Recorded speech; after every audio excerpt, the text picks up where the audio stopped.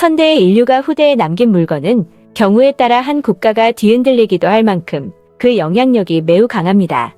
그래서 세계유산을 지정하는 전문 기구가 존재하는 것이고 각 나라마다 문화재에 관한 사무를 관장하는 문화재청이라는 게 있는 것이죠.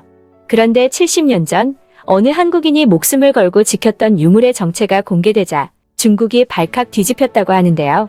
도대체 어떤 것이었길래 중국은 난리가 난 것일까요? 자세한 내용 생생튜브에서 알아보도록 하겠습니다. 중국은 현대에 들어 한국 문화의 중국 예속화를 시도하면서 말도 안 되는 주장을 펼치고 있습니다.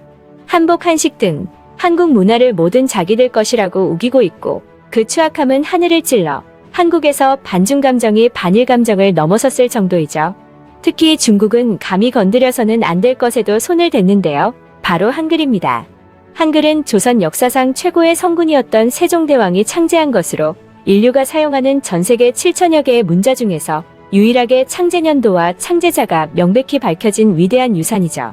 우리 민족의 언어인 한국어를 구사한다는 것은 자긍심 그 자체이게 성역과도 같은 부분이지만 추악한 중국은 전 세계가 칭송하는 위대한 한글을 가만히 둘 리 없었습니다. 그래서 훈민정음은 중국어의 발음을 정확히 표현하기 위해 만들어졌다. 훈민정음은 옛 한자를 베껴서 만들어졌다 등의 소리를 하며 빼앗으려 했죠.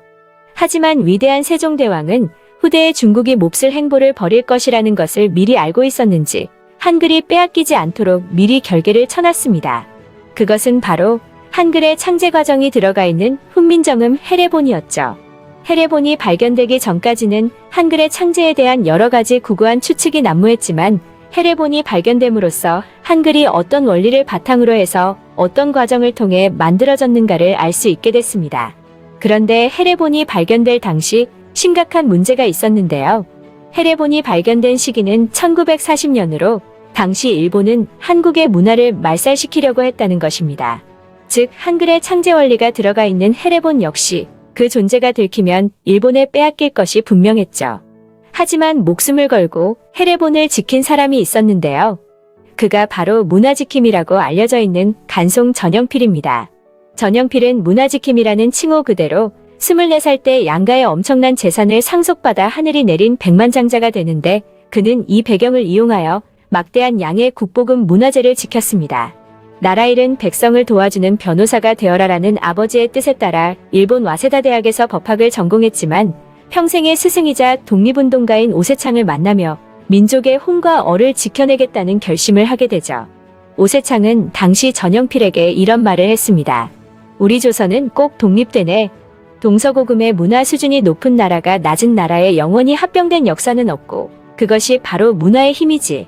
그렇기 때문에 일제가 수단과 방법을 가리지 않고 우리의 문화 유적을 자기네 나라로 가져가려고 하는 것일세. 이 말에 감명을 받은 전영필은 마음을 굳게 먹고 당시 일본으로 유출되는 서와 도자기, 불상, 석조물, 서적 등을 닥치는 대로 수집해서 이 땅에 남기기 위해 혼신의 노력을 다했습니다. 그렇다면 전영필은 어떻게 훈민정음 해례본의 존재를 알게 된 것일까요?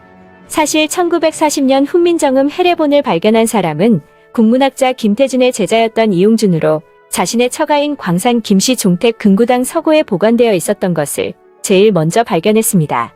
이용준은 이 사실을 즉시 김태준에게 이야기했고 이용준과 함께 본가가 있는 안동으로 내려가 해례본을 직접 확인한 김태준은 경악을 금치 못했죠. 그 둘은 이 위대한 유산을 잘 보관할 수 있을 만한 사람을 물색했고 김태준은 당시 문화재 수집 활동을 활발히 하고 있던 전영필을 떠올렸습니다.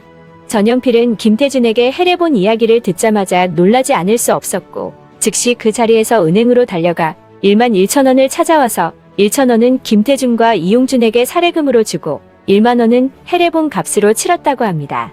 그때 당시의 물가로 따지면 기와집 10채 값에 해당되는 금액이었고 현대의 물가로 환산하면 무려 30억 원에 해당되는 금액이었죠. 당시 전영필이 해례본의 가치를 얼마나 높게 봤는지 알 수 있는 일화입니다. 전영필은 이것을 사들이고 나서 광복이 될 때까지 이 해례본의 존재를 철저히 숨겼습니다. 한국 문화를 철저히 말살시키려고 한 일제강점기 말기에 한글 창제 원리를 자세히 설명한 이 책이 드러났다면 좋지 못한 꼴을 당할 것은 당연지사였기 때문이죠. 이후 전영필은 한국 전쟁이 발발했을 때도 피난 갈 때 이 책을 먼저 챙겼고 베개 밑에 두고 잠을 잘 정도로 애지중지하며 보존하였습니다. 지금까지 해례본이 이어져 내려온 것은 그런 전영필의 노력 덕이며 1956년에는 이 소장본을 바탕으로 사진을 촬영하여 만든 영인본이 제작되었습니다. 전영필은 영인본 제작을 위해 이 소장본을 흔쾌히 내놓았고 뿐만 아니라 책을 한 장 한 장 해체하는 것까지 직접 했다고 하죠. 이후 해례본은 간송미술관에 보관됐고 그 사실이 알려지자 중국에서는 정부 인사를 파견까지 했다는 소리가 있을 정도로 정세를 살폈다고 하는데요. 현재도 중국은 한글을 빼앗으려고 난리를 치고 있지만 훈민정음 해례본의 존재로 인해 아무것도 할 수 있는 게 없습니다. 아무리 훈민정음은 중국의 문자를 통일하기 위해 만들었다. 한국어를 표기하는 것과는 아무 상관이 없다. 훈민정음은 한자의 발음을 쉽게 표기함으로써 자음을 정립하여 중국어를 통일하는 것이 목적이다. 등의 헛소리를 해대며 발악을 해도 해례본이 국보 70호로 지정되고 유네스코 세계기록유산으로 지정된 이상 국제사회는 한국과 함께 중국의 추악함을 규탄할 뿐일 것입니다.